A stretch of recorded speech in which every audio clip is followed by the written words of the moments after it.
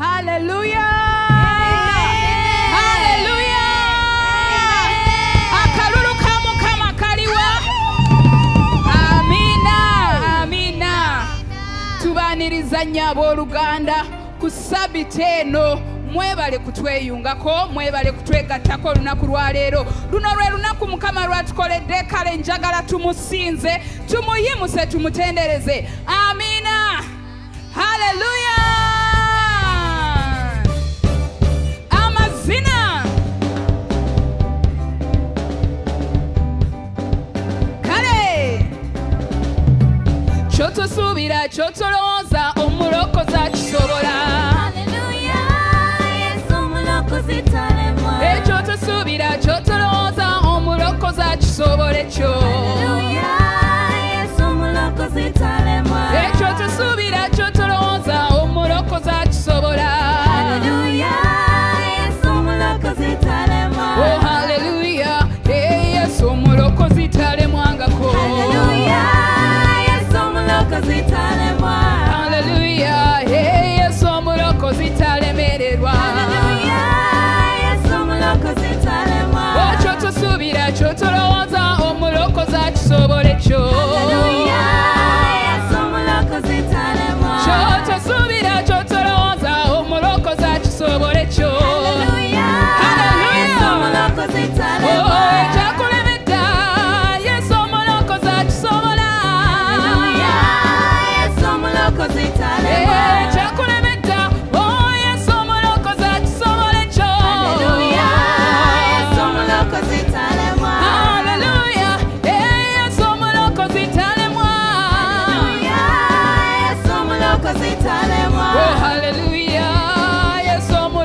Talemwangako. Yesu omulokozi talemwa. Haleluya. Yesu omulokozi talemererwa.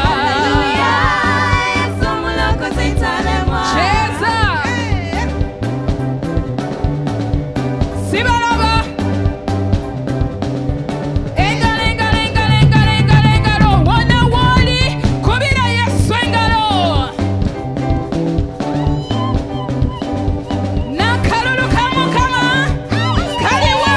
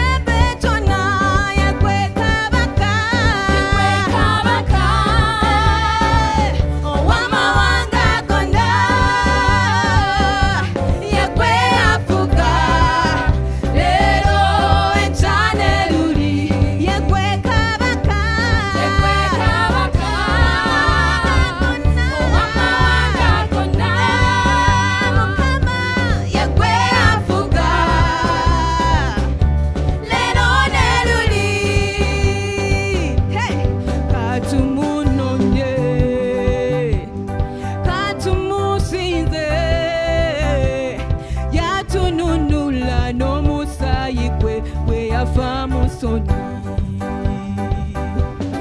katumunonye katumusinze yatununula n'omusayi gwe we yafa musoni gwe kabaka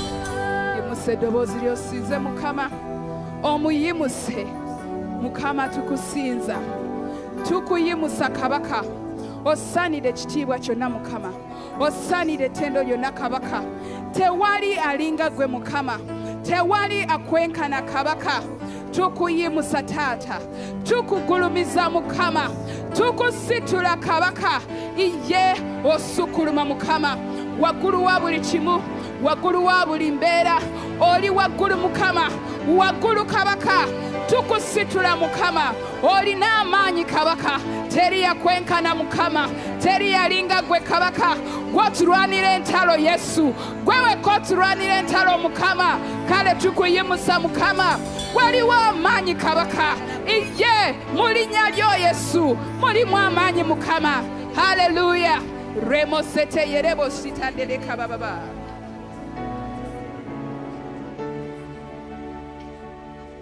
waliwo amaanyi amaanyi ag'ekitalo mu musaayi ogwa yesu ogwayika waliwo amaanyi amangi ag'ekitalo mu musalaba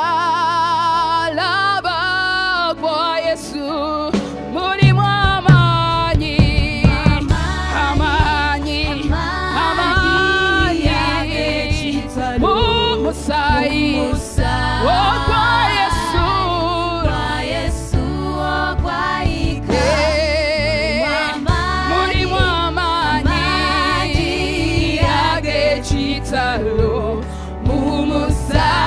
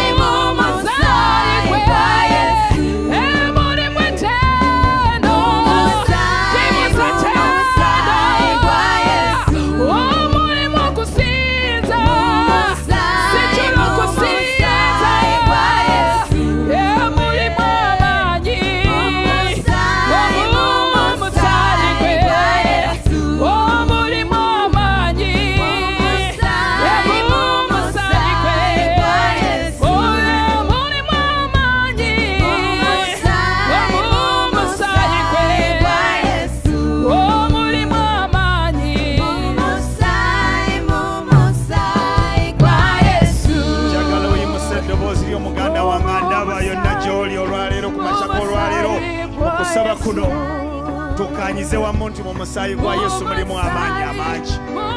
Gwali musaayi gwe gwatugula, omusaayi ogwo ogw'ebbeeyi, omusaayi ogwo ogw'omuwendo.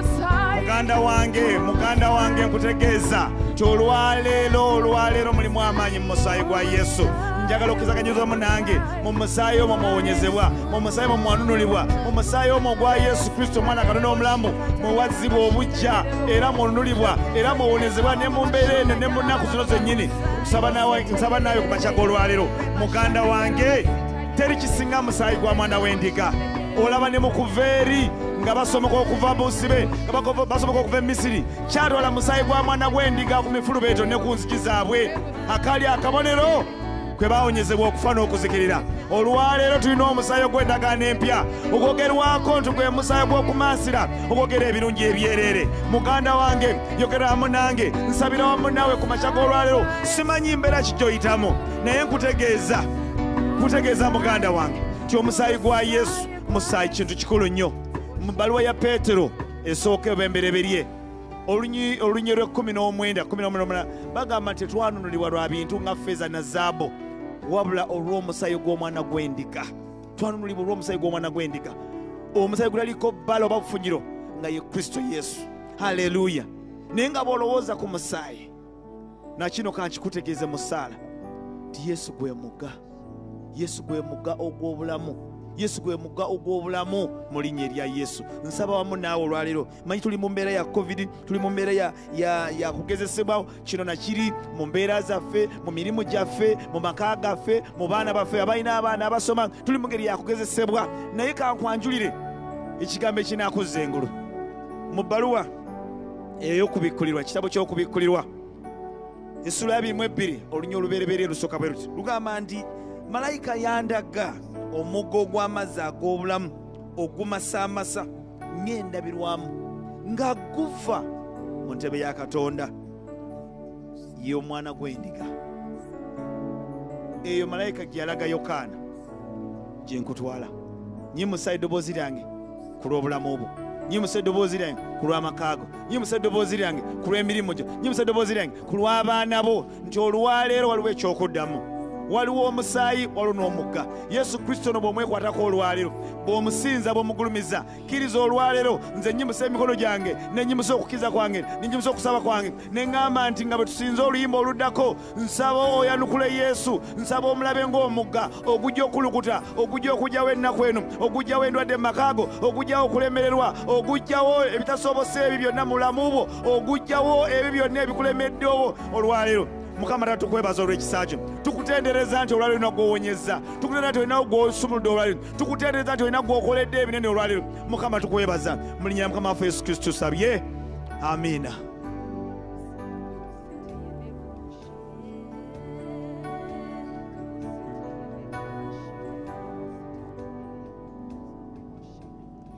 Yesu gwe mugga ogw'obulamu gukulukuta nga guva mu nze, gugulawo enzigi ezekomera. Waliwo omugga ogw'obulamu, Yesu gwe mugga ogw'obulamu gukulukuta nga guva mu nze, gugulawo enzigi ezekomera. Waliwo omugga ogw'obulamu, Yesu gwe mugga, Yesu gwe mugga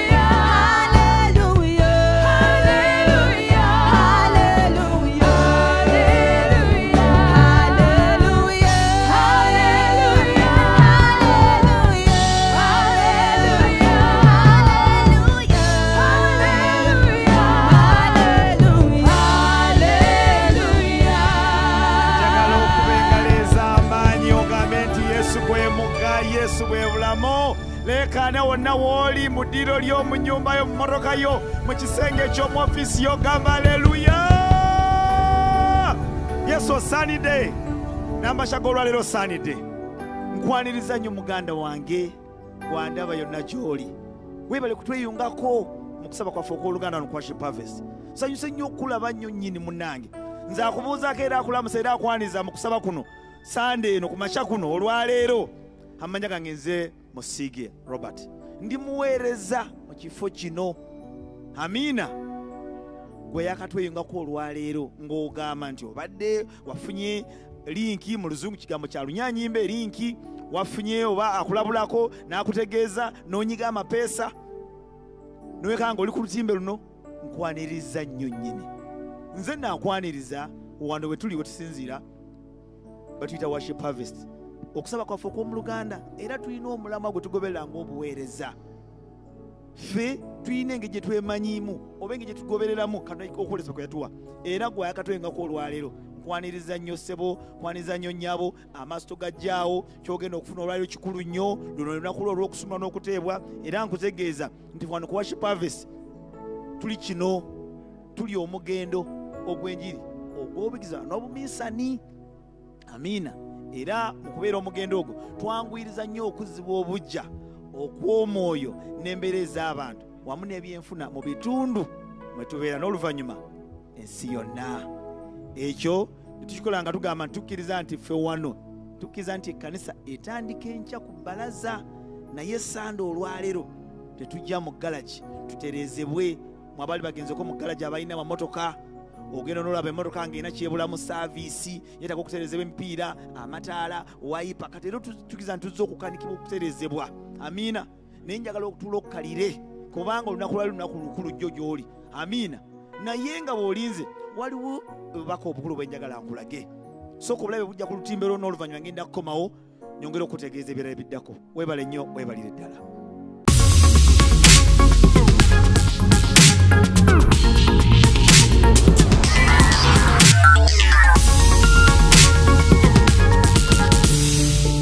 Amanya nze Tayebwa Daniel okuva e Nabusugwe.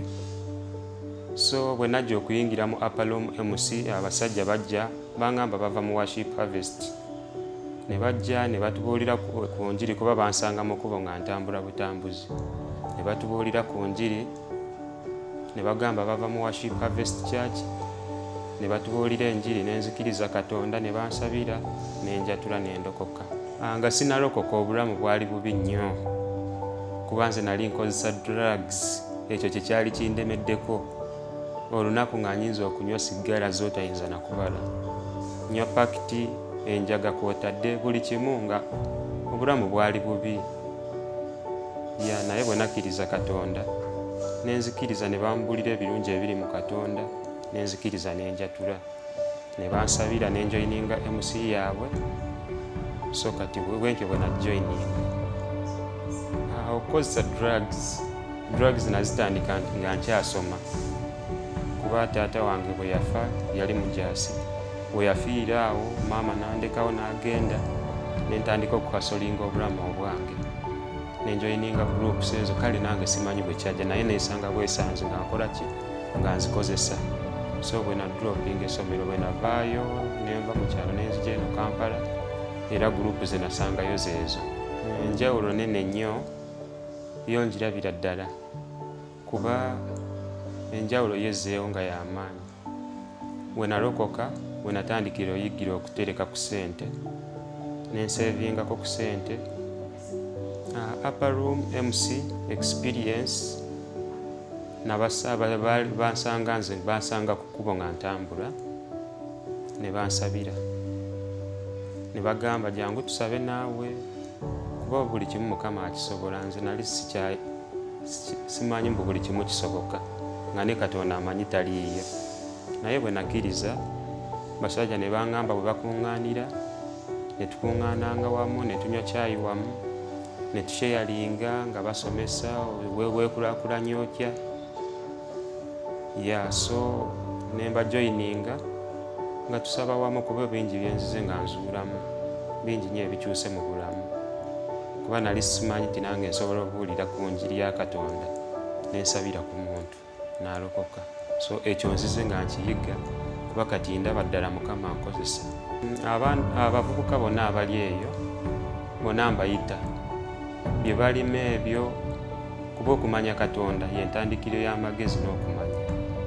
Mbayita bonna bajoininga ezi MCs kuba mu MCs musoma bingi nnyo, muyiga bingi, muyiga okusaba, muyiga okuweereza Katonda, babasomesa okuwaayo kimu ky'ekkumi n'okukulaakulana. Kati bonna mbayita bajoininga ezi MCs, zi missional communities ezo ziyamba nnyo. Ebirabo byabwe Katonda ajja kuba ng'abibazuuliramu mpola mpola, bye bajja kuba babiraba Katonda byakola, kuba Katonda ye w'amaanyi, Katonda akola bingi.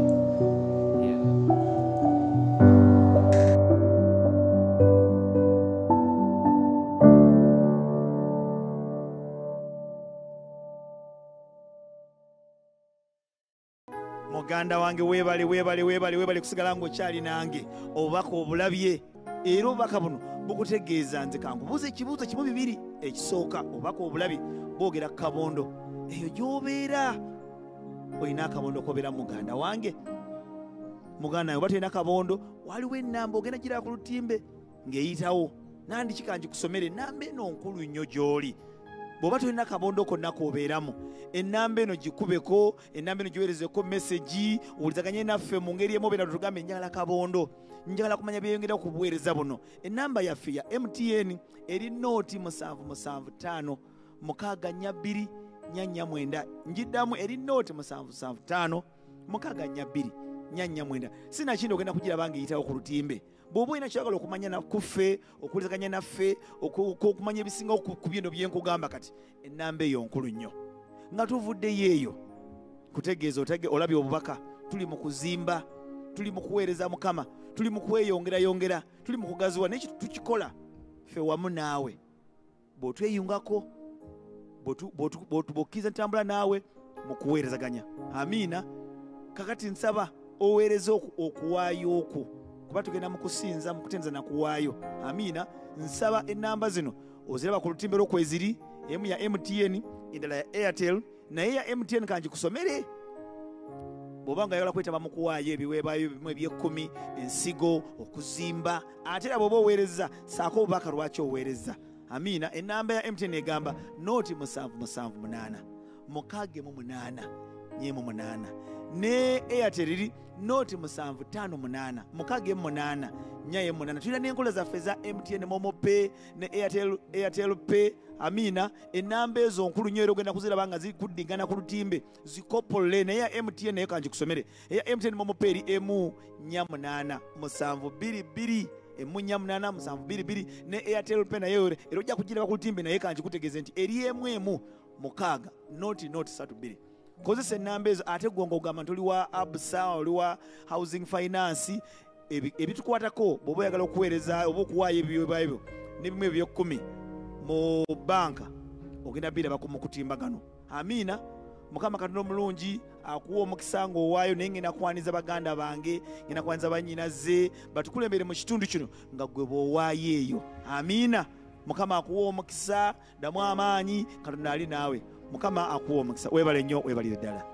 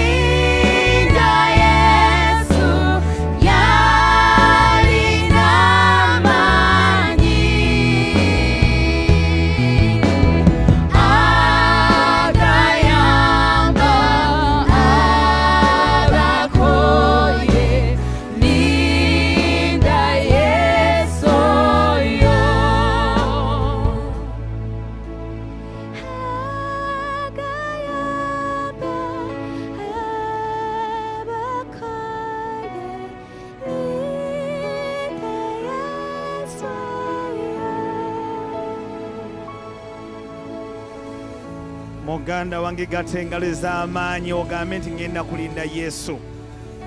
Machakola tuze kulinda Yesu. Yalina ekisa ekitenkanika, yalina ekisa eky'amaanyi. Nga sinabakwaniriza musumba kuba tugenda mu kitundu ekiddako ekyekigambo. Nabuno obubaka kambo kugambe kuba bukuyamba gwe nga ssekinoomu. Tuli mu mbeera eyaluma mama gwe ssenyiga omukambwe. Kankutegeeze tukwetaga nga oli mulamu Yesu awomu oli mulamu. Oba osobodde kuuma amabanga ng'oli mu bantu abangi. Oba ogenze mu bantu sinakusobola weekuuma amabanga ng'oli mu bantu abangi. Gondera amateeka g'abasawo bw'oba ofunyemu obulumi bwonna. Akakookolo tekakubeera wala nnyo n'ekigambo kya luzungu naaba mu ngalo oba sanitize. Muganda wange nga mmaze obubaka obwo kankutegeeze ti Yesu tomuwa bbanga. Njagala oyimirire wonna wooli obadde okuta ekikopo kyakyo kiteeke wansi gamba ali mu kiyungu aveeyo bw'oba oli ku kkubo yimirira tugenda kwaniriza omusumba agetuwa ekigambo ekiramu ekigenda okukyusa ekigenda okununula ekigenda okutereeza ekigenda okufuula omuntu ow'omugaso okusinga ne bw'oli kati. Njagala ogatta engalo z'amaanyi twaniriza omusumba. Haleluya.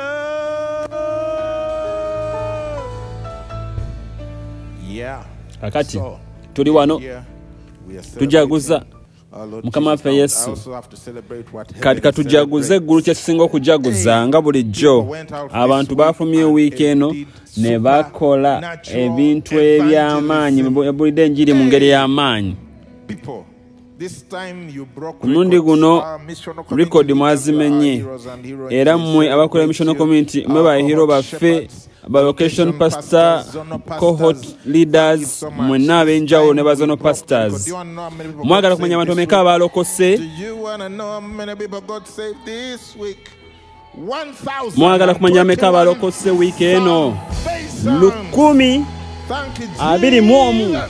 Emyoyo 121 gyawadde obulamu bwagyo eri Yesu. Weebale nnyo Mukama Yesu. Haleluya.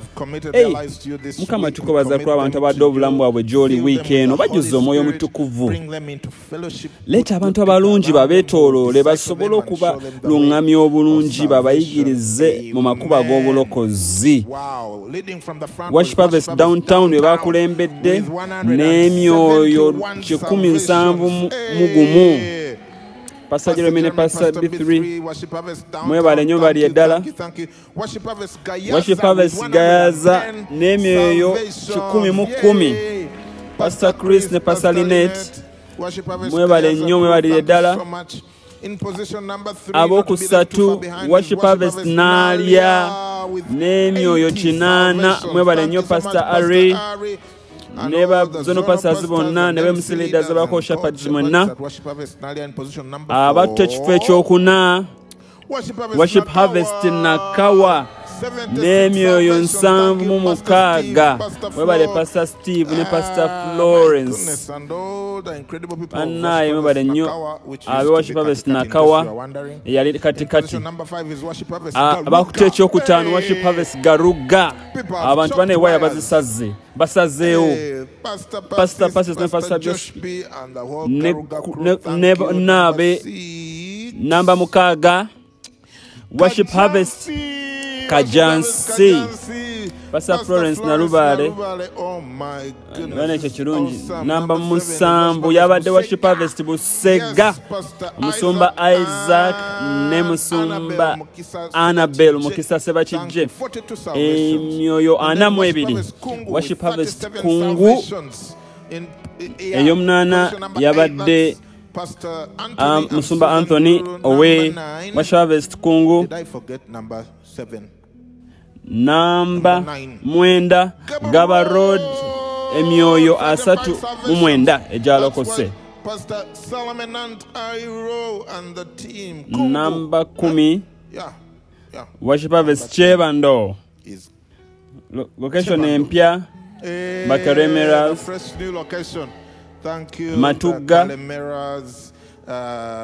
Matuga Iganga n'emyoyo 31 babadde bangi.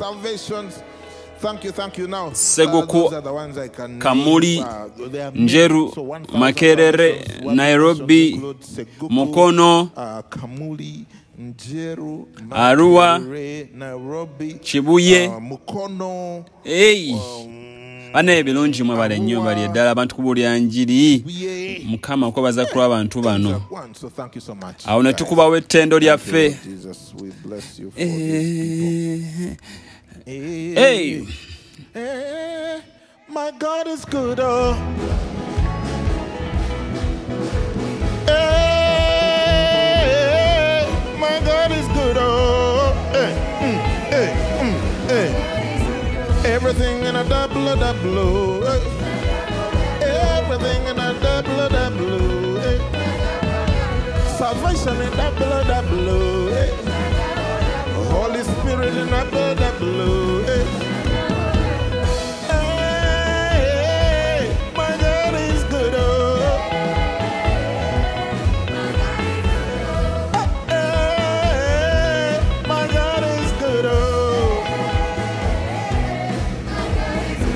Everything in a double, hey.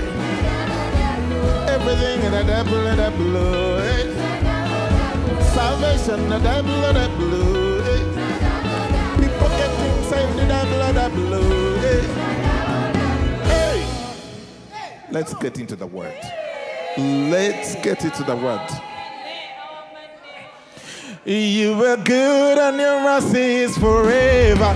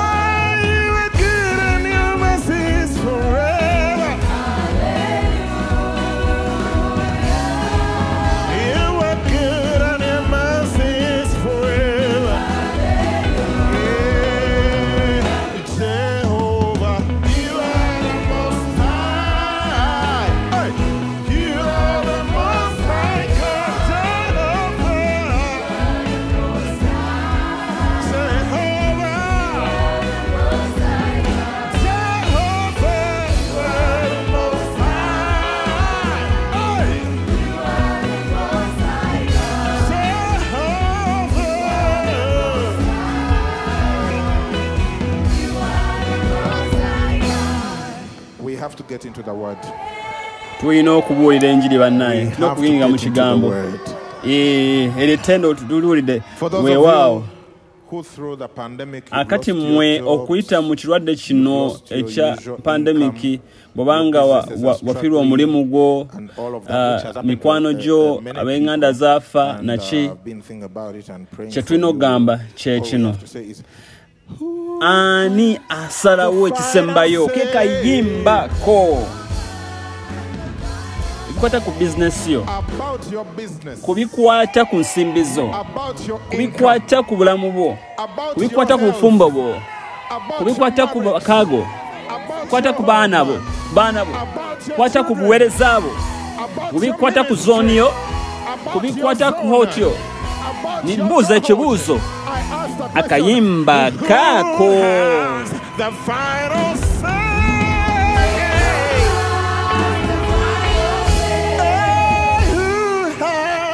final say. Oh, Jehovah, turn my life around. Jehovah, turn my life around. Hey, He makes a way where there is no way. Oh, Jehovah, turn my life around. Jehovah, turn my life around. He makes a way. He makes a way where there is no way. Jehovah, Jehovah, oh, Jehovah has the final say.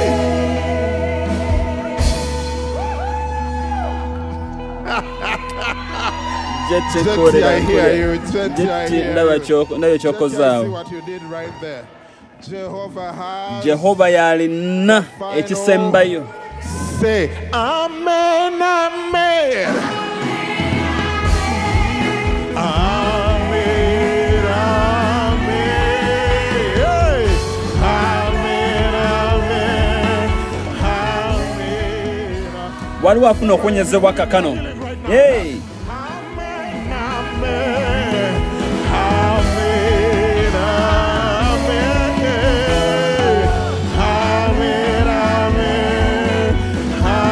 Kusembayo. One more time. Amen. Amen. Amen. Let it be so. Amen. Amen. Amen. Amen. Ale. Kati inogenda mu maaso. Gotta move on. Blessed. Olina omukisa okufuuka omukisa. Oba wayeebwa omukisa ofuuka omukisa. Era ntutegeera nti nno twaweebwa omukisa okufuuka omukisa era twaweebwa dda omukisa. Kati mu Befeso 1:3 nga wagamba waweebwa dda omukisa. Towetaaga kunoonya mukisa wantu walala wonna kwaweebwa dda omukisa. Ne tugamba bw'oba waweebwa omukisa ekiraga kye kiruwa obukakafu buluwa omukisa gwe twaweebwa kye kigambo kya Katonda okwo kye twaweebwa eky'omwoyo kye kigambo kya Katonda.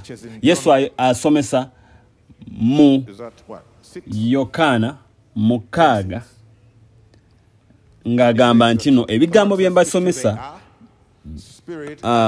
bulamu mwoyo ate bulamu. Ebigambo bya Yesu bulamu ate mwoyo. Agulumizza erinnya lye waggulu ekigambo kye waggulu w'erinnya lye. Kati waba atuwadde omukisa na buli mukisa ogw'omwoyo kye kigambo kye. Ekigambo kye kye kigambo kye. Era olunaku lw'okizuula ojja kukitegeera nti mu kifo ky'okunoonya abantu okuwa omukisa ogenda kunoonya kigambo kya Katonda kikuwa omukisa. Awo onootambula ng'omuntu ow'omukisa oyo ayeebwa omukisa. Kyova olaba abantu baluddewo okutegeera olugero lw'akaweke akakalidaali akokerwako mu Bayibuli. Kubanga Yesu agamba oba n'okukkiriza nga kutono ng'akaweke kakalidaali olyogera olusozi olwo nti no weesigukule ogwe mu nnyanja era kiribaawo. Kaakati abantu ne batuuka n'atandika okwebuuza kiki ekintawaanya n'akasozi kano akatono mu bulamu bwange kano akabwa akatono ku bulamu bwange ekintu ekyo nnyo kikutwalidde obudde weetaaga bwetaazi kukkiriza kubanga okkiriza kuweetaaga ku akaweke kakalidaali. Boyfriend wo yakuleseewo n'owulira bubi nnyo kintu kitono nnyo. Ensigo yennyini si yeesiguukula olusozi. Ensigo singa esimbibwa awo okkola olusozi esigukulwa naye ensigo yo nga yo tesigukulwa lusozi. Era yali ayogera ku lugero Yesu yayogera ku kaweke kakalidaali yagamba obwakabaka bwa Katonda bulinga ng'omuntu oba omusajja bwe yasimba ensigo nti newaandikubadde nga akaweke kakalidaali katono naye bwe kakula kavaamu omuti omunene nnyo n'ennyonyi z'omu bbanga oba ebinyonyi by'omu bbanga ne bijja ne biteekamu ebiyumba byabyo. Ekyatuuka kukkiriza kyali nti omuntu eyalina ensigo yagisiga.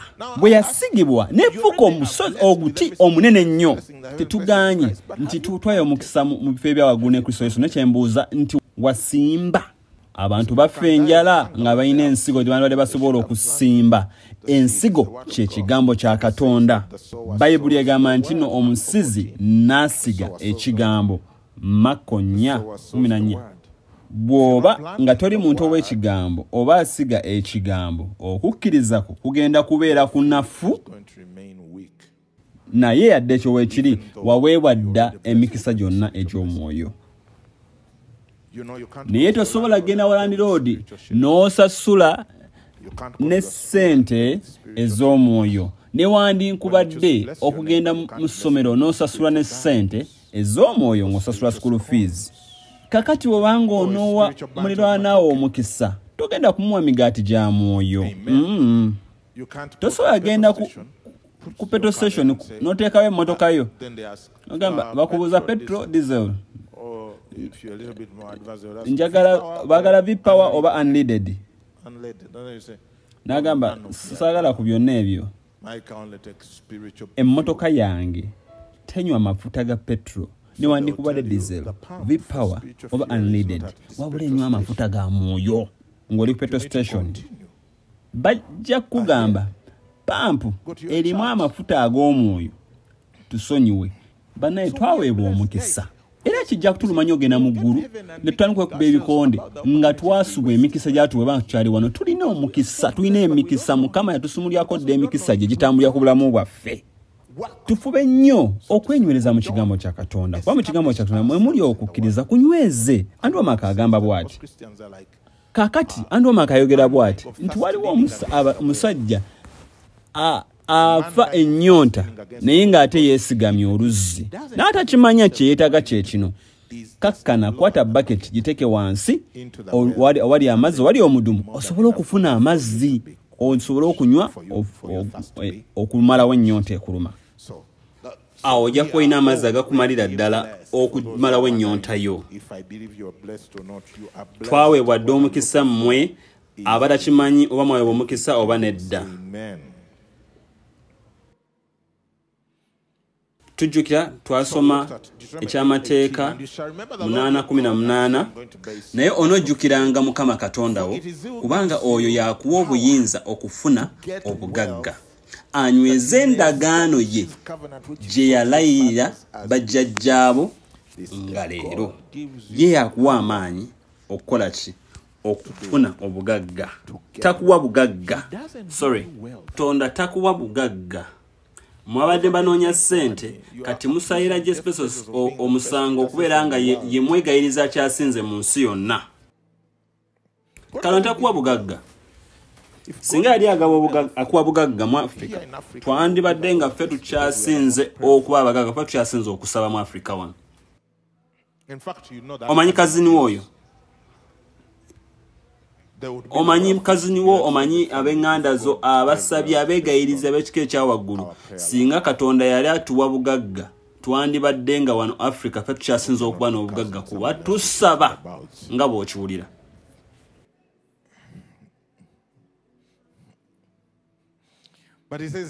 naye akuwa maanyi okufuna obugagga akuwa obusobozi akuwa amagezi okumanya kutegeera okuyiiya okusobola okubeera nga ofuna obugagga asobola okunyweza endagaano gye yalayirira eri bajjajjaabo nga leero ono Musa ayogera n'abaana ba Isirayiri nga tebanayingira mu nsi ensuubizi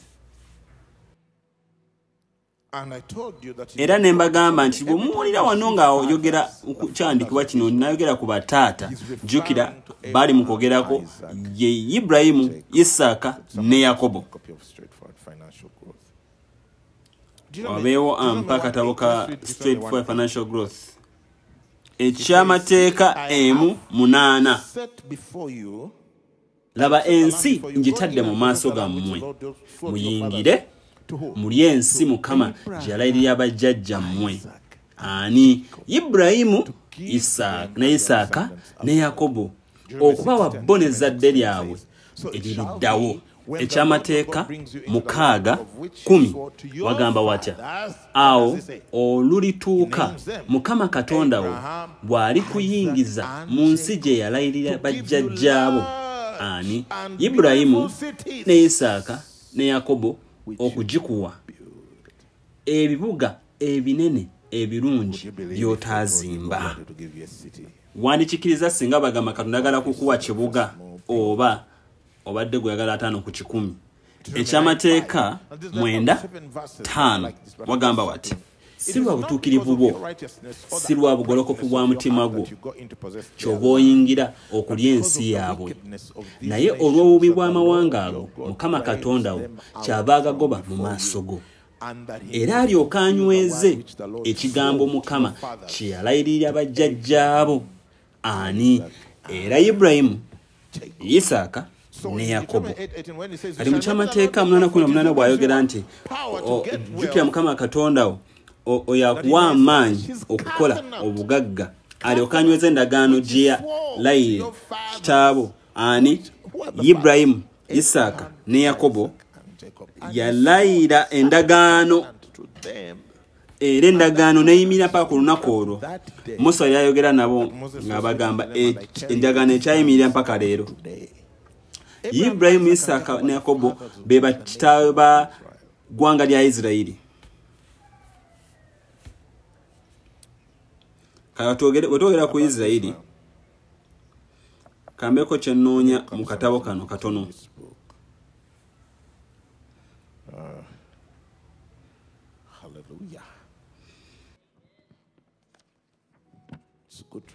Hallelujah. Kirungi okuwandiika obutabo kuba bulijjo oddayo n'otunuulira ku bintu byo n'olaba ebyokulabirako byewateekamu. Bw'obanga toli mu Harvest Institute era nga tonnawandiika katabo bambi obukyawe oba okukyawa ebyokukyawa abantu biveeko jjayo ennugu.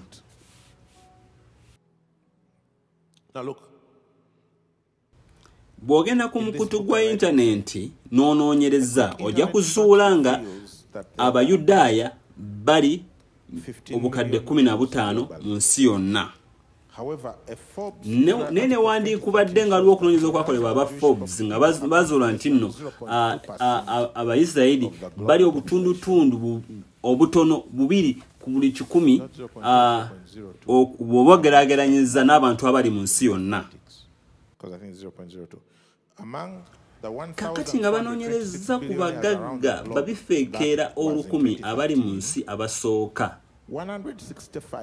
Abayudaaya batwala ebitundu 11 ku buli 100 ekyaba bagagga abasookerwako 10 ku bagagga 1000 abamenyddwa mu nsi yonna babifeekeera.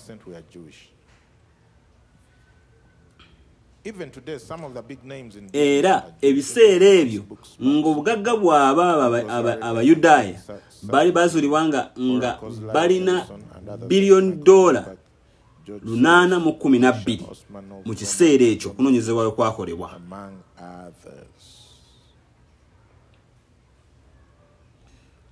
Mu bantu abakyasinga okuba abagagga 5 mu 100 abasooka, ebitundu 25 ku buli 100 ku byo Bayudaaya.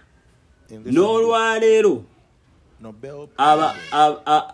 amannya agasinga okuba ag'amaanyi ge tumanyi Bayudaaya ng'ogasseeko okusingira ddala amannya gano wammanga: Facebook,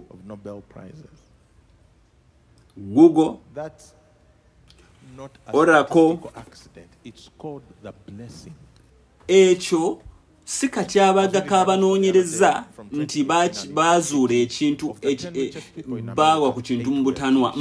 Si kya butanwa. Mukisa, omukisa gwawe wadde Abayudaaya mwe batambulira. Singa ogenda e Makerere nga university nga waliyo abaana abali mu university bali abaana 40,000 naye n'ogenda ozuula nti nno abaana 1,000 bava mu district emu bweti.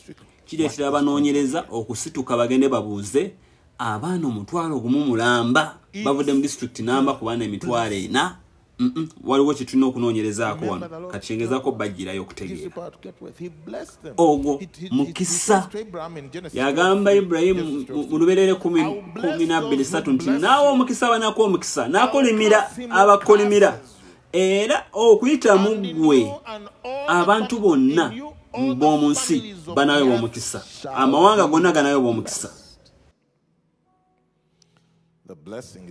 Omukisa yengeri Katonda gy'akolamu ku nsi kuno, yengeri Katonda gye yeekubisaamu wano ku nsi. Erimu abamanyi agamba naawe omukisa bako omukisa n'abakolimira b'omukisa era okuyitamu ggwe amawanga gonna ganawe b'omukisa, bw'ayogera eri Ibrahimu.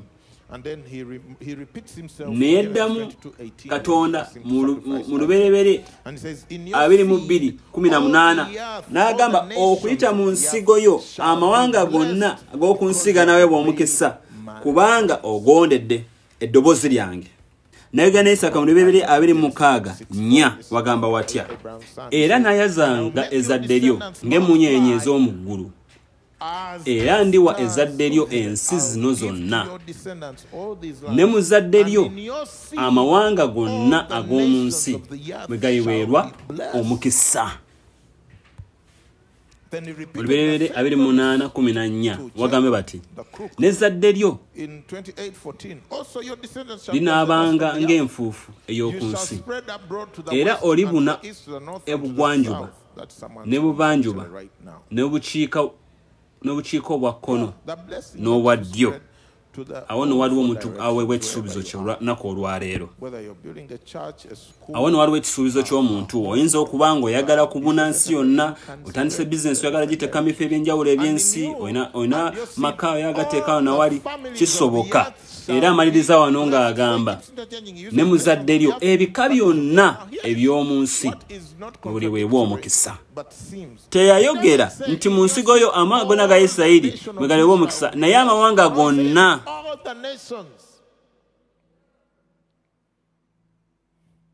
Era bw'ogenda Mbagalatiya 3 njagala obeeko ky'otegeera. Tumanyi bulungi nti okuva mu Isaaka, Ibrahimu, Isaaka ne Yakobo mwe muva eggwanga lya Isirayiri. Kati bwe kuba ng'omukisa guno ogenda kutambulira mu lunyiriri olwo nga guvudde ku Ibrahimu n'ogenda ku Isaaka ne Yakobo n'ogenda ku mirembe gye gyonna, lwaki ate kakati ayogera ku mawanga gano amalala okuweebwa omukisa? Ayogera ku mawanga amalala. Lwaki ayibawa bo n'abaana baabwe bokka ne n'akiganya kugenda omukisa genda mawanga amalala? Kati awo nze gwe nange bwe tuyingiremu kuba tuli Bayudaaya naye tuli mawanga gali amalala. Pawulo Katonda amuwa omukisa n'akivvuunula bulungi mu Bagalatiya 3. N'ekyawandiikibwa bwe kyalaba edda Katonda bw'ali wa mawanga obutuukirivu olw'okukkiriza, ne kibuulira olubereberye Ibulayimu enjiri nti mu ggwe amawanga gonna mwe galiweebwa omukisa.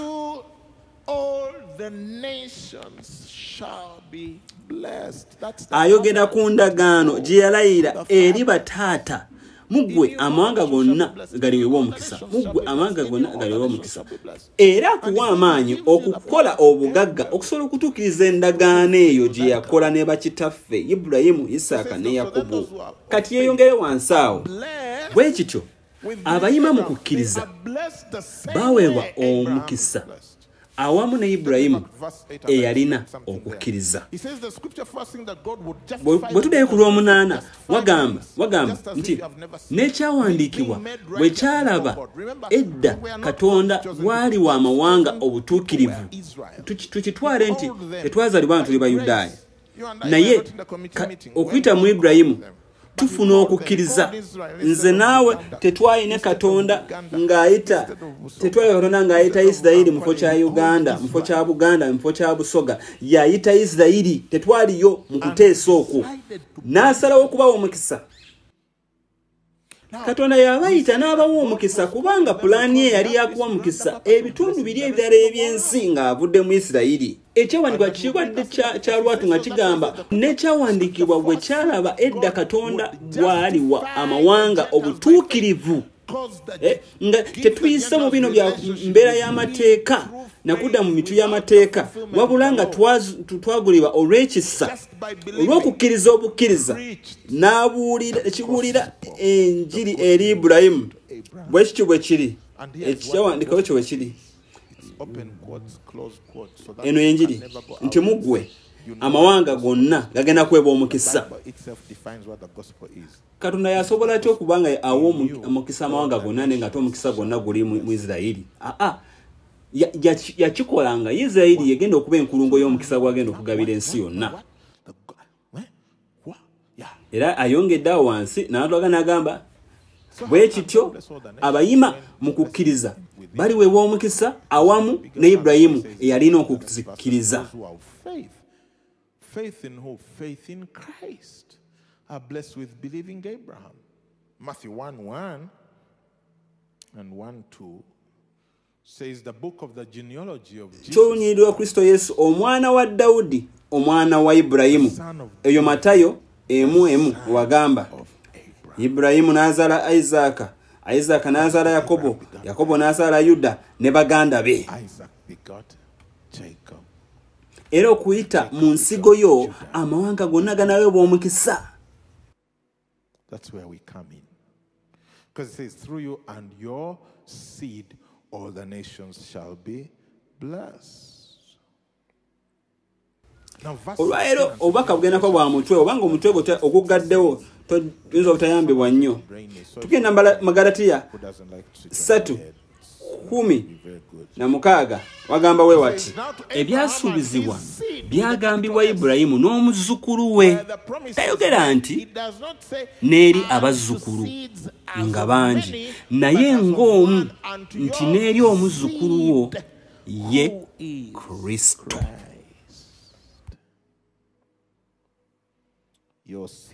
Katonda yali awa omukisa yaguwa nga gugenda kuyita mu lunyiriri lwe olwa Ibulayimu, Isaaka ne Yakobo era mu ye ne Yesu ng'omuzzukulu.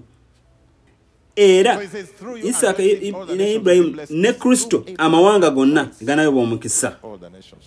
Guno omukisa gwayogerako kinyonyola bwe nti Katonda agutuwa naye nga gugenda kuyita mu lunyiriri lwa Ibulayimu n'abali wakati awo ate awo ne tulaba Yesu ng'omuzzukulu. Awo okuyita mu Yesu ffenna ng'amawanga naffe ntyoka tuweebwa omukisa. Yesu yaliwo ng'olutindo olutuyingiza mu mukisa guno nga gutandikidde kwani jjajjaffe oba bakitaffe Ibulayimu. Ayogedde atya wano Ky'Abagalatiya 3:14. Bagalatiya 3:14.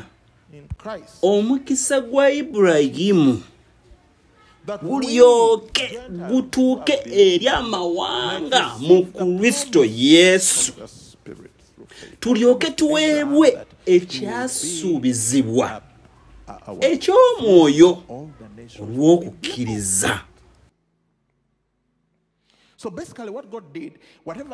Naddala eri abantu abo mmwe abakkiriza mu Yesu Kristo, omukisa ogwo nammwe mwagulekako. Kitegeeza nti nno osobola olina obusobozi okutuuka Mark Zuckerberg we yakwata ono wa Facebook. Omukisa gw'alina naawe osobola ddala okugufuna kubanga mu mukisa gwe yaweebwa naawe ofunira wamu omukisa okuyita mu Kristo Yesu ne Ibulayimu be balangirako omukisa ogwo. Kyava ayogera mu Bagalatiya 3:29 nti bw'obanga oli wa Kristo oli nsigo ya Ibulayimu era oli musika nga Kristo. Okuyita mu ggwe amawanga gonna ag'ensi ganaweebwa omukisa. Omukisa kye ki? Ng'omusulo gwa Kerumooni ogukkira ku nsozi za Sayoni, kubanga eyo Mukama gye yalangirira omukisa bwe bulamu obw'emirembe n'emirembe. Kyova olaba nti obulamu obutaggwaawo tubufuna kuyita mu Kristo Yesu yekka kubanga ye nsigo ya Ibulayimu.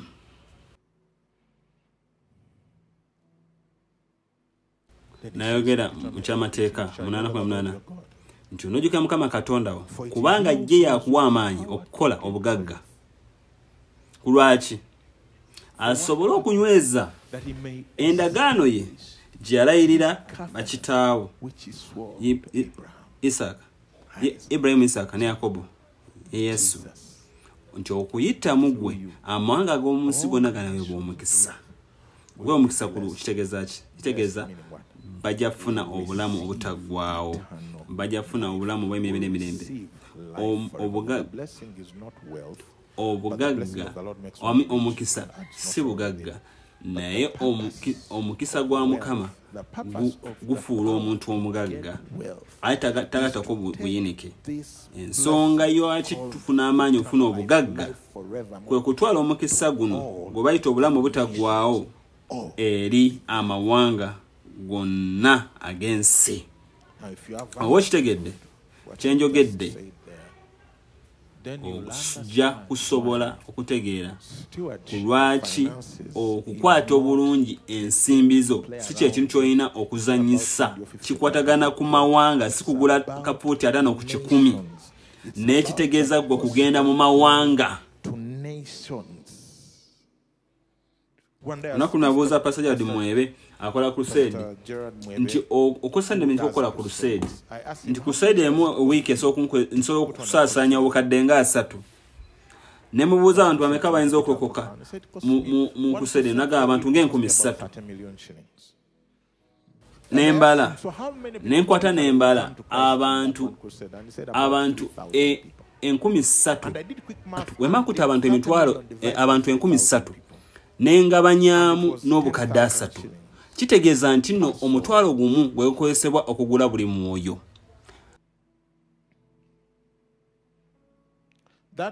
Awo nentula nembalamu neŋŋamba bwe mba ngenze mu hoteri nendya emmere ya mitwalo 3 egyo emitwalo 3 bwe giba nga gibadde mu ngalo za musumba Gerard Mwebe aba afuna abantu abagenda okufuna obulamu obutaggwaawo. Obulamu obutaggwaawo bw'oli omuntu omutwalo gumu tegeeza mba nina omutwalo omwoyo gumu bwe mba mpaddeyo emitwalo 10 egy'emyoyo 10 bwe mpayo akakadde egy'emyoyo 100 bwe muwa obukadde 3 bakused namba mmanya nsasudde emyoyo 3,000 egigenda okulokoka.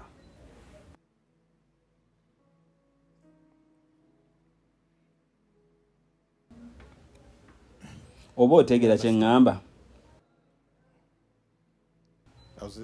Nina video gye nali ndaba omuntu n'agamba Saudi Arabia ekozesa mu Amerika yokka akawumbi kamu n'obukadde 8 obwa $, okubaako eddiini emu gye bakakkalabya okubanga ekwata akati mu nsi ya Amerika.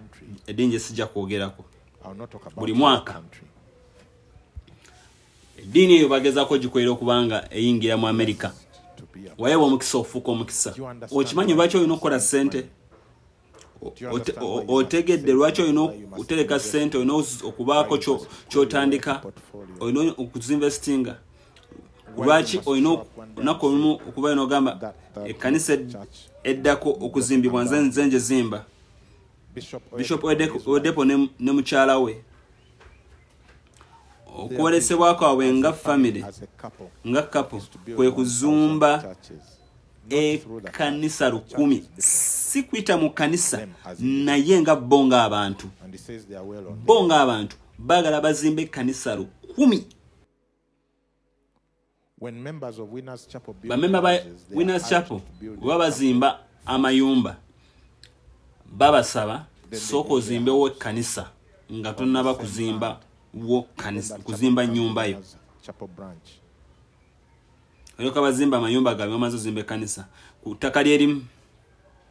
Kakati wabanga okusasula rent ukweyaguza lujjo n'okuliisa abantu bo ewaka ebintu by'okulowooza mu ngeri bw'etyo nti osobola okuzimba chapel n'ennyumba biyinza okubeera ewala nkubirowoozaako. Ensonga kinawandiika akatabo kano ensonga lwaki namasamayinza ez'enjawulo era ngezaako nnyo okukujja mu kifo eky'okugamba sisobola kussa mu mbeera y'ebyensimbi kubanga bw'obanga oli mwavu omuntu gw'olowoozaako yekka yeggwe. Abaana bo bwe bagwewa okuva ku ssomero tojja kulowooza ku baana ba neighbour okubanga osobola batwala mu ssomero basomesa. Emmotoka yo bw'eba esise ng'eweddemu amafuta ng'esise. Nsumba Kristo Nsubuga lumu yalina Toyota 10. Toyota 10 eyo bali babeera Nigeria. Kakati emmotoka lumu n'egenda esika kati n'amanya engeri gy'agenda okwambuka olusozi kwe kuvugira mu reverse omanyi ng'olina otufuta otono nnyo tusigadde tweyagala kubeere nga tusobola okuyingira mu yingini bw'onoosala emmotoka n'ogamba kangivuge mu reverse nsobole okumalako olusozi luno. Nina mukwano gwange twalinga tusoma naye ng'ali eri Lumumba naye ng'alina bazadde be nga balina pickup kati ng'agivuga nga buli lunaku naye nga buli kaseera aparking petrol station emu awo okusobola okubeera ng'anywa amafuta ga nusu bitaamu amafuta ga bitaamu. Kakati ono ali ku pampu y'amafuta n'amafuta n'agamba nkikyaliko ono togalina amafuta togalina wogalina gateekemu ag'ebitaano. Kakati oyo gaye talowooza kuteeka amafuta mu mmotoka ya muntu omala yenna. Am I making sense?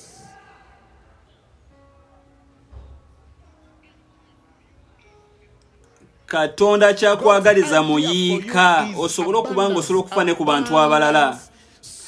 Nze naawe tusobola kulya emirundi ng'ebiri oba esatu egy'emmere olunaku era obuliri bumwe tusobola okusulamu kwegamba bwe bulamu bwaffe bwe tuwe buli. Ovuga emmotoka emu tosobola vuga emmotoka bbiri mulundi gumu. Since wana sente mmeka n'amasomero galina school fees omuwendo gw'olina okusasula tosasula ate mungi nnyo okuwena sente nnyingi sente z'olina okukomako zezo kati kyentegeeza kye kino waliwo abantu abalala ng'omaze ofuna omuyiika waliwo abantu abalala abeetaaga okumanya okwagala kwa Kristo Yesu. Tugamba Yesu kyekyokuddamu naye ekibuuzo kyekiruwa Yesu kyekyokuddamu teri abuuza kyekibuuzibwa kyekiruwa. Ensonga lwaki olina obugagga n'okubeera nti okwata bulungi ensimbi kwe kweta abantu okubuuza lwaki era n'oddamu nti Yesu. Bw'olinnya wa booda nga wakutwala wa 200 oba ovaako n'omuwa emitwalo 2 bwakubuuza lwaki ompadde sente zino zonna omuddamu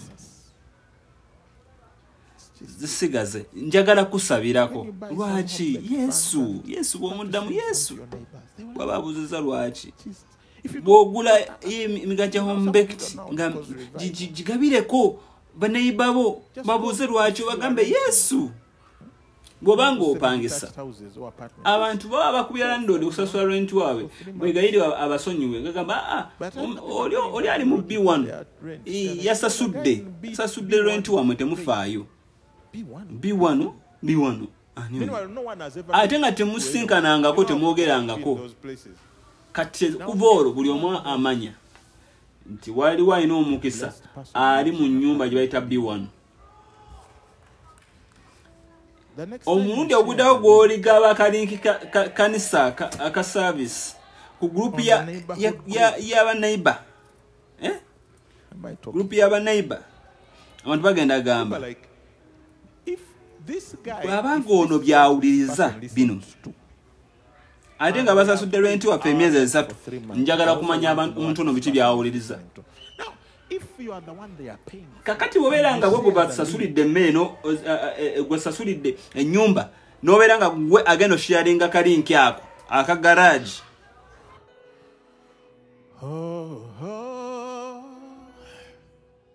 I'm living in the overflow.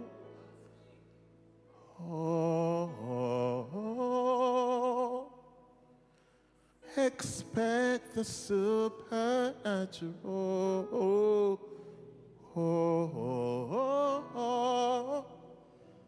I'm living in the overflow. I'm dispensing miracles. For you're my God. Asabiti nanjira mujje. Bele bomu kissa. Blessed to be a blessing. That's why I say I'm blessed. I'm blessed. Ndi wa mukissa. Era mbeera muyiika. Ayewo omukisa yegwe oli wa mukisa gwe. Era oli wa mukisa okubeera omukisa. That's you. Oli wa Blessed mukisa. to be a blessing. Era obeera muyiika. Obeera muyiika. Yeah. Yensonga lwaki olina obugagga. Gyokoma okola ssente, gyokoma okutereka, gyokoma okuziteeka ozikolamu ebintu. The more money you make, the more money you save, ogenda kusobola okuleeta abantu bangi eri Yesu omanya ekyokukola. the more people you can potentially lead to Jesus if you know what you're doing.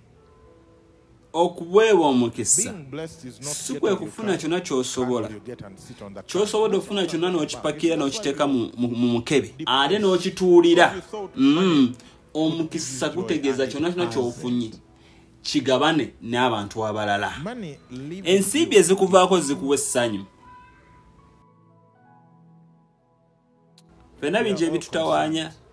about many things. Kitawanya abantu abafa, Concerned about abaana child abafiira mortality, mu nsanya, concerned about potholes, concerned about ebinnya mu global nguudo, hunger, concerned about enjala mu village nsi. hunger in where you live. Naye We are gy'okoma all okweralikira ebintu weraliikira concerned. We haven't done something about our bikwatako concerns.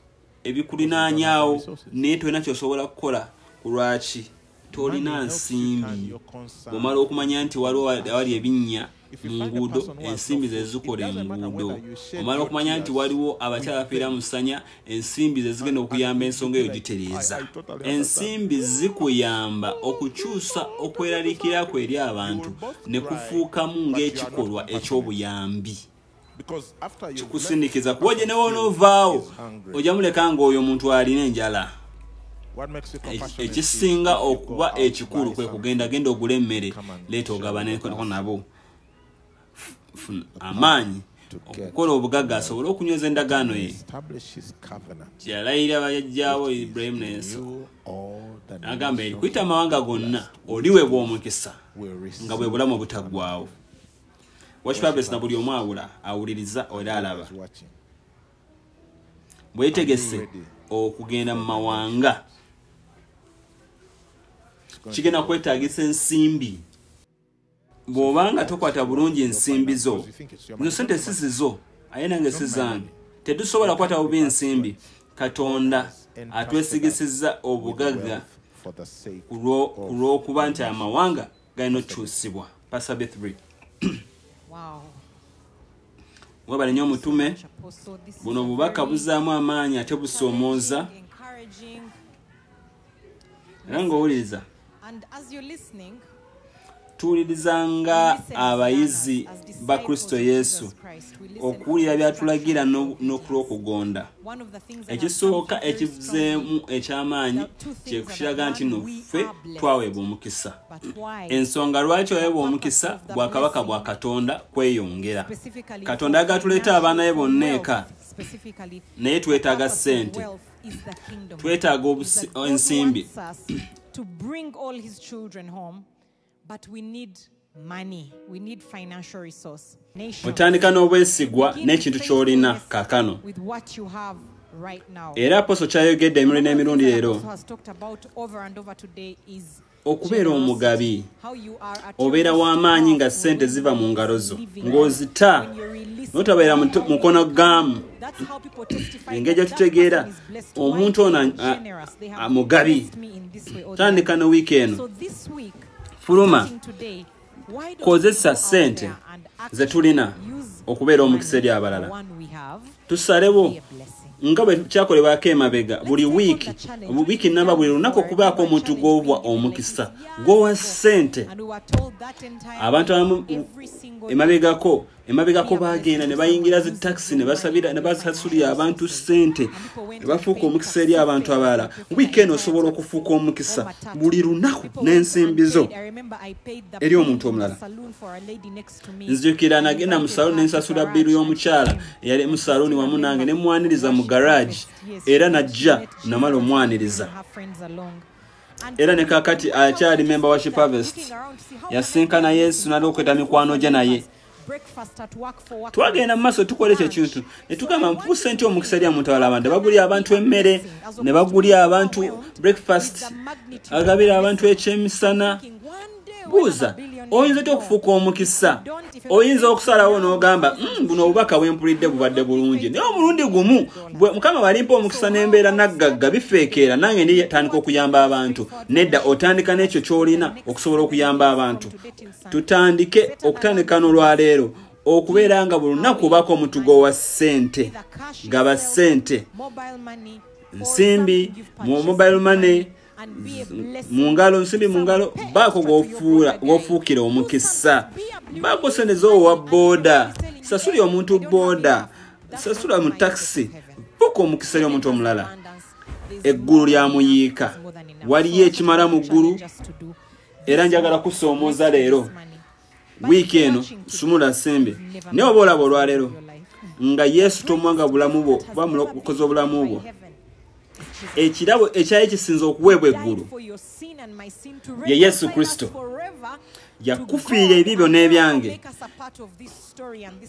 n'atutabaganya wamu ne Katonda tubeere ekitundu ku lugero luno n'endagaano Apostle abadde ayogerako leero. Okikola otya ng'ofuuse bumu ne Kristo Yesu. Bw'oba olaba leero nga tosalangawo oba nga wasalawo n'otambula n'ovaawo ng'oweebuuza mwendi oba siriimu, leero njagala kuwa mukisa okole okusalawo okwo nate. Tokirowoozaako nnyo, totya, tolowooza nti olina byolina okweteekera okujjako okugamba obugambi nti ye. Twala eddaala ery'okukkiriza wonna w'oli mu nsi yonna.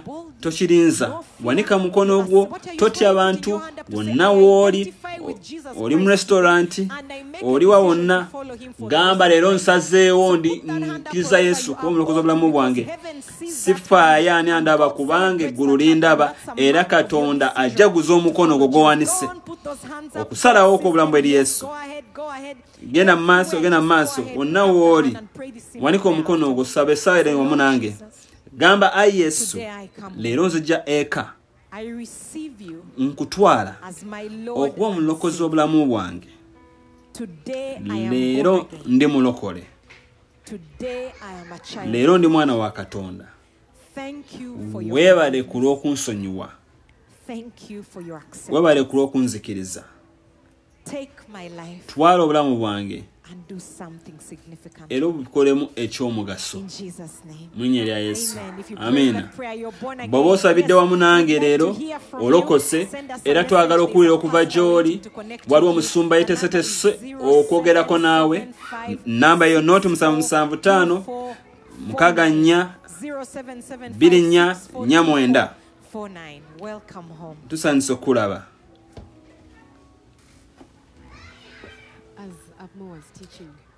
Omutume nga abadde ayigiriza mpulidde ekigambo kwenenya.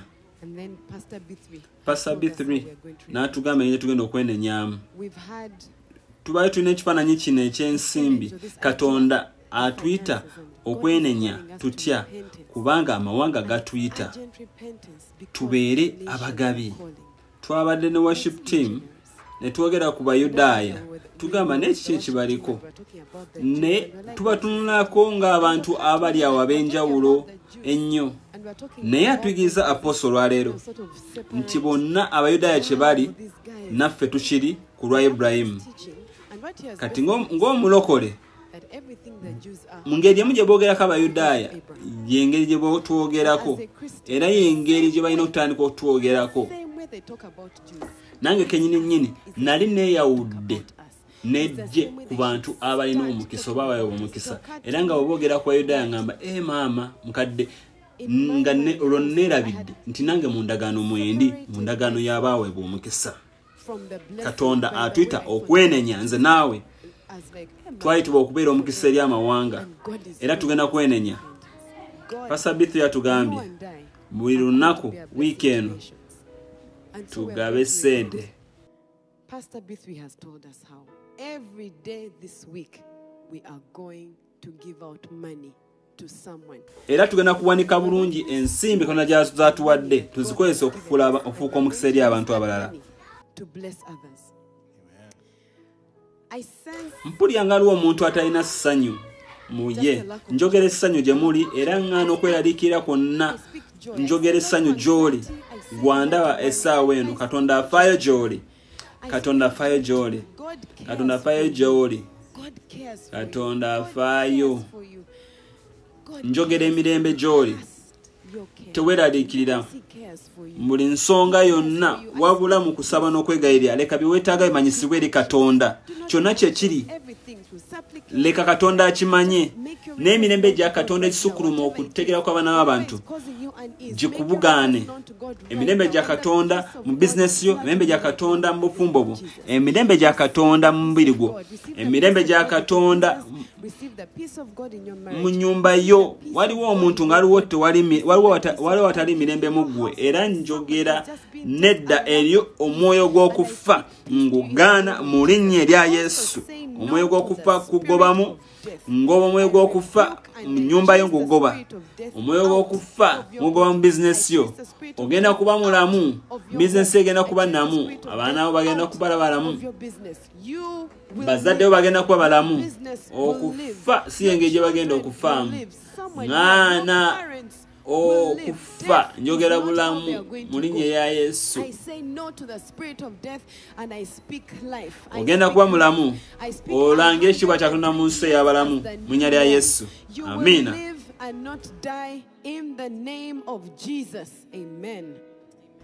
ogenda kuba mulamu olanga ekitiibwa kya Katonda mu nsi ey'abalamu mu linnya lya Yesu amiina basanyira nga obadde ogabana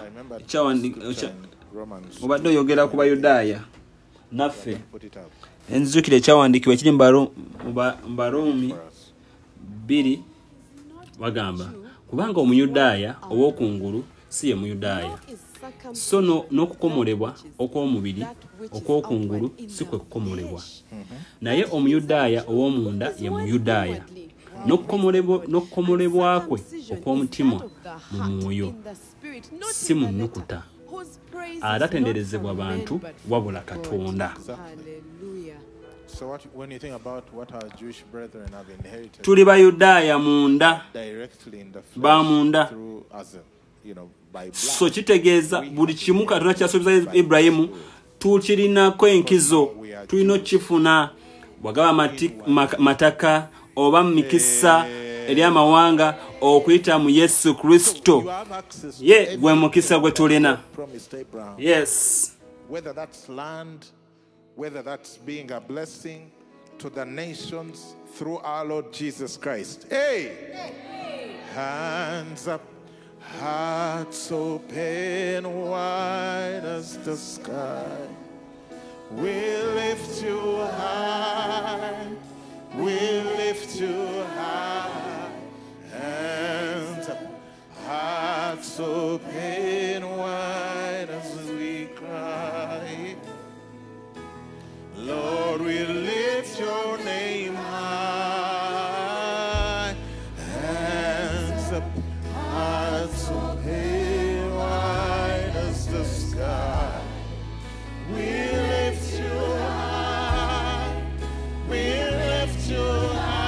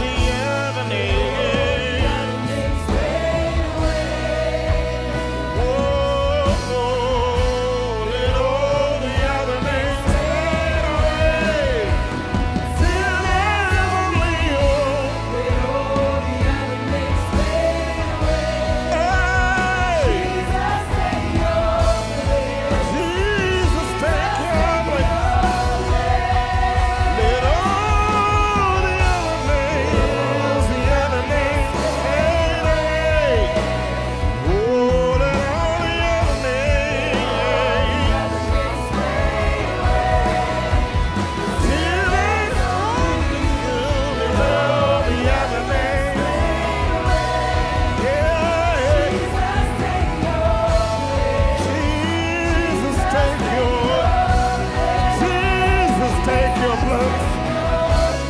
Jesus, take your place. Hands up, hands up, hands open wide. We lift you high. We lift you high.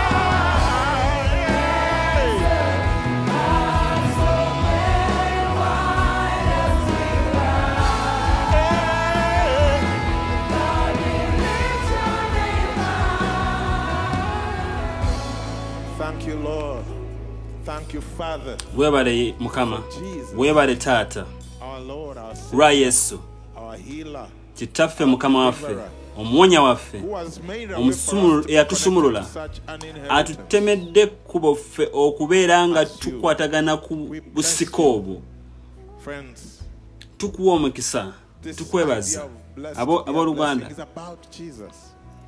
Eno ensonga y'okubeewa omukisa okufuuka omukisa ekwata ku Yesu. He's the one who has called Ye yekka us, yatuwadde the one who omukisa, has connected us to the Father. ye yatuyise, yatuyunze ku mukisa gwa kitaffe.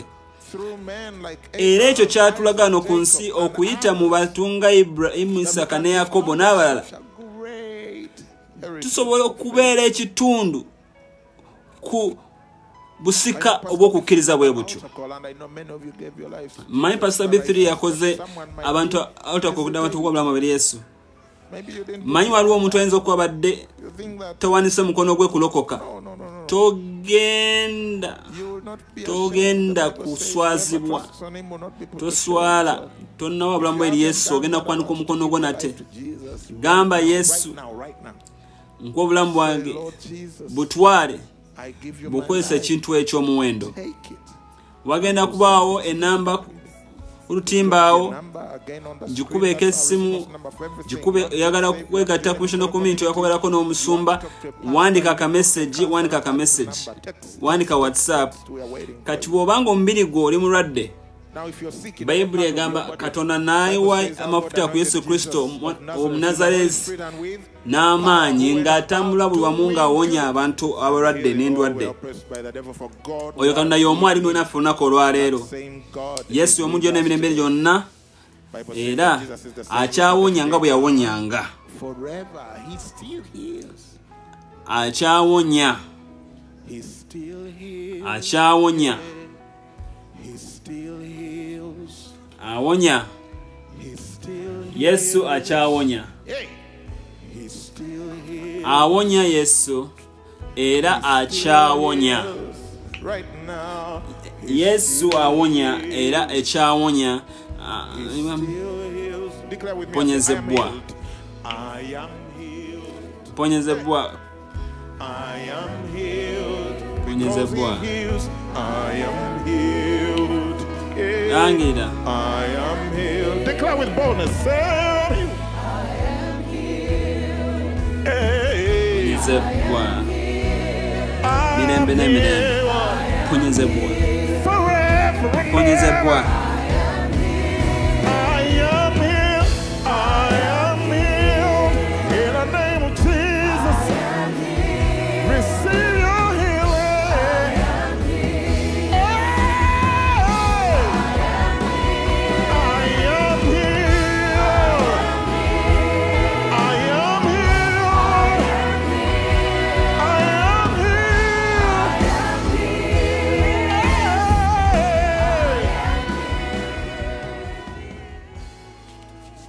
Bonna wali obulumi bwo ngenda kusabira kwatawo ku mutima gwo ku mutwe gwo sinsonga wa kana agenda kuwonya tata tukwebaza kwa kumanya agawonya munya lya Yesu kwebaza ku omwoyo bo akola muffe ne mubantu bonna batadde emikono ku balwadde oba ino omwana omulwadde wonna wali museke emikono musabire bayambe basabire gena maso basabire kakano nangira obulwadde okuwa mulinnya lya Yesu gamba mute mulinnya lya Yesu mute kakano tokomao tolabisibwa nate mungeri yonna njogerere emoyo go gwendwadde va mu mubiri gwo mulinnya lya Yesu Kristo ne mu family eyo mulinnya lya Yesu era mpulya nti waliwo abantu abamu ali ebintu badde mu family yo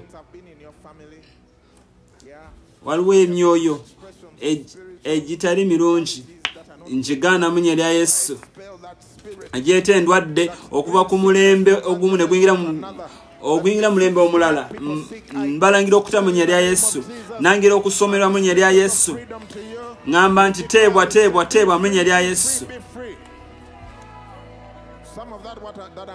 Ebintu ebimu bya bongo badde bwa bongo obuyingidde mu famire zammwe wateebwa mu linnya lya Yesu era oterebwa mu linnya lya Yesu.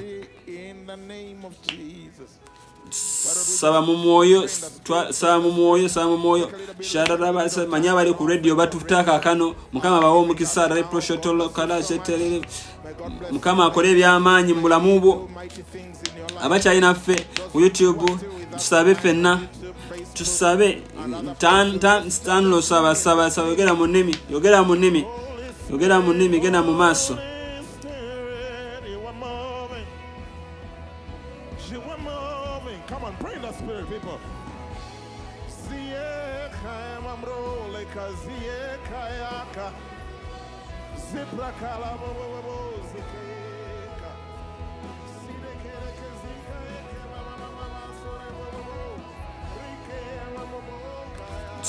Saba mu mwoyo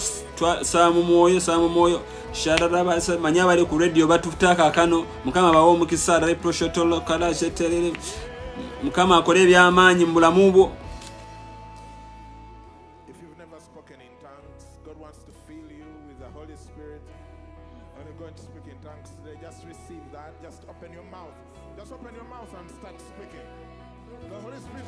Abakyalina ffe ku YouTube tusabe ffenna tusabe tanlo saba yogera mu nnimi genda mu maaso.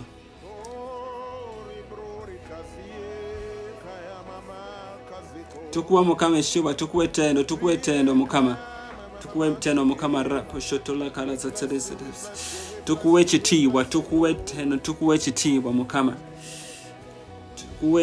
mukama shotolele sotolele la kala sotole bushotolo kala la sete.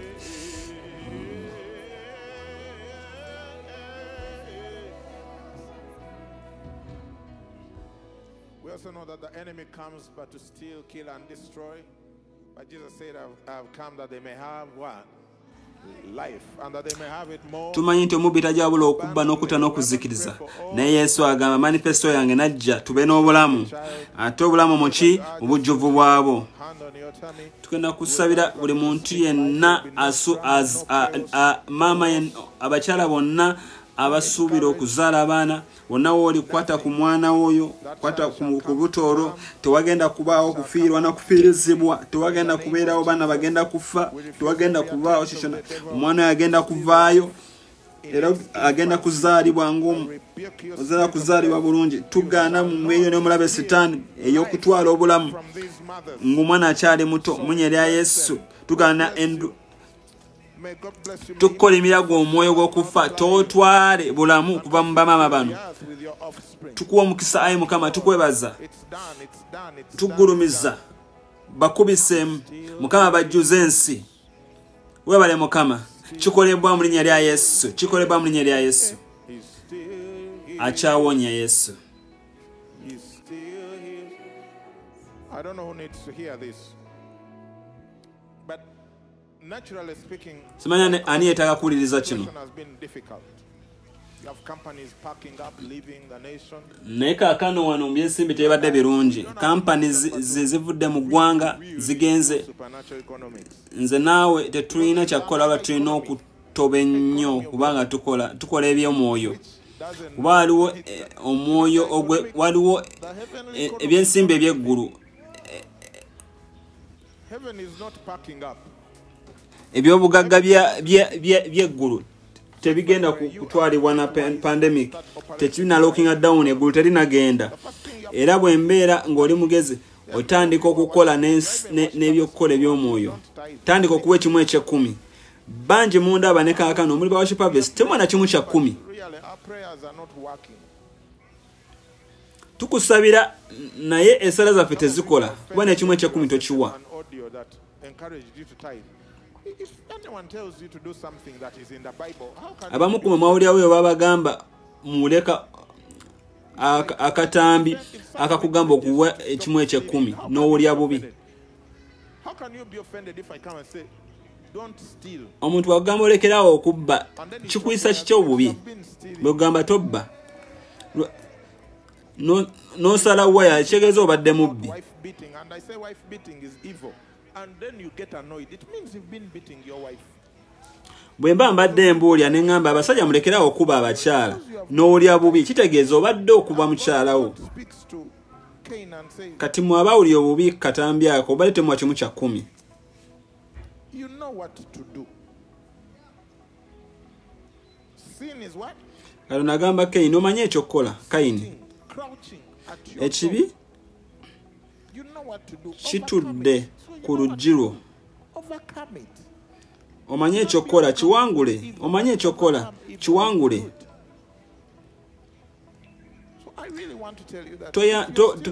Towangulibwa kibi ne wangula ekibi n'obulungi. Bw'obanga obadde okkiriza mu maanyi go ne connection zo naye tewali kyamaanyi mu kyo. Katonda atumanyi tubuulire ekyokukola.